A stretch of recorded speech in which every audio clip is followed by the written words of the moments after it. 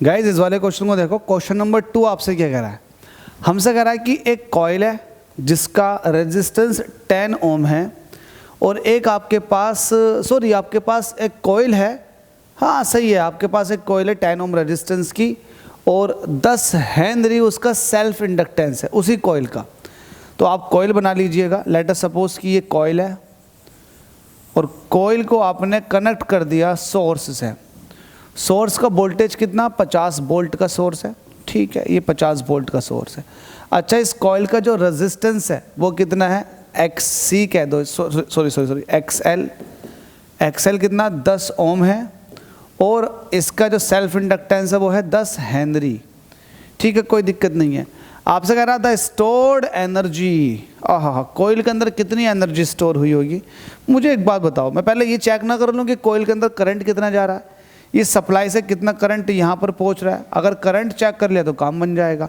आपके पास ये सप्लाई है, ये वोल्टेज लगा हुआ है, इसका रेजिस्टेंस भी है, कितना है? 10 ओम। यूनिट से पता लगा लो, इसका अपना रेजिस्टेंस है। तो मैं ये पता लगा लेता हूँ कि इसके पास कितना पीक करंट जा रहा है। तो पीक करंट निकालने के लिए आपको पता है, सिंस वी नो दैट, आपको ये पता है कि जो आपने EMF लगाया हुआ है या फिर वोल्टेज कह दूँ, वोल्टेज इज इक्वल टू होता है करंट इनटू रेजिस्टेंस। फिलहाल यहाँ पर रेजिस्टेंस को मैंने XL कह रखा, कोई दिक्कत नहीं है। I नोट निकालूंगा, वोल्टेज कितना दे रखा? 50 और वहीं XL की वैल्यू दे रखी 10।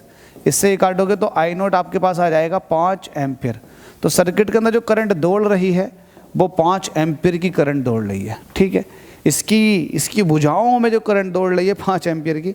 और आपको पता है एनर्जी स्टोर्ड जो होती है उसका फॉर्मूला क्या होगा? एनर्जी स्टोर्ड ये होता है हाफ L I नोट का स्क्वायर।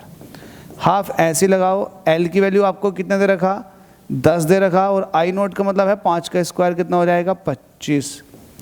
देखो 25 के 10 से मल्टीप्लाई करूँगा हो जाएगा 250। 250 का आधा करूँगा तो वैल्यू आ जाएगी 125 जूल। तो ऐसा कौन सा ऑप्शन है? ये option number A is the correct. 2014 में ये क्वेश्चन पूछा गया था बोर्ड के द्वारा।